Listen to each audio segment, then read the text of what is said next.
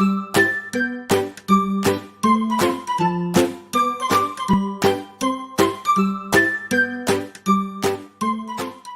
पंडित दक्षिणा प्राप्त करने की नीयत से एक सेठ के यहाँ पहुंचे।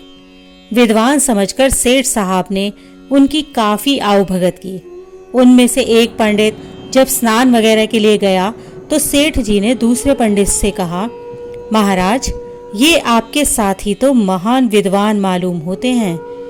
पंडित जी में इतनी उदारता कहाँ जो दूसरे की प्रशंसा सुन लेते। मुंह बिगाड़ कर बोले, विद्वान तो इसके पड़ोस में भी नहीं होते, यह तो निरा बैल है। सेठ जी चुप हो गए। जब उक्त पंडित संज्ञा वगैरह करने के लिए बैठे तो पहले पंडित जी से बोले, महाराज, आपके साथी तो प्रकांड विद्वान नजर आए। ईर्ष्यालु पंडित अपने हृदय की गंदगी को बिखेरते हुए बोला, अजी विद्वान उद्यान कुछ नहीं, कोरा गधा है। भोजन के समय एक के आगे घास और दूसरे के आगे भूसा रखवा दिया गया।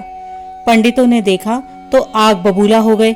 बोले, सेठ जी, हमारा इतना अपमान, इतनी बड़ी धृष्टता। सेठ जी ने हाथ जोड़कर कहा, महाराज, आप ही लोगों ने तो एक दूसरे को गधा और बैल बतलाया था, इसलिए गधे और बैल के युवक खुराक मैंने आपके सामने रख दी। आप ही बतलाइए, इसमें मेरा क्या कसूर है? मैं तो आप दोनों को विद्वान ही समझता था, पर वास्तविक बात तो आपने स्वयं ही बताई थी। सेठ जी की बात से पंडित बड़े लज्जित हुए और पछताते हुए मन में कहने लगे, वास्तव में जो अपने साथी को बड़ा हुआ नहीं देख सकता वह स्वयं भी आगे नहीं बढ़ सकता। स्वयं प्रतिष्ठा प्राप्त करने के लिए अपने साथियों की प्रतिष्ठा करना, उन्हें बढ़ाना अति आवश्यक है। ईर्ष्यालु मनुष्यों की हमारे जैसी ही गति होती है।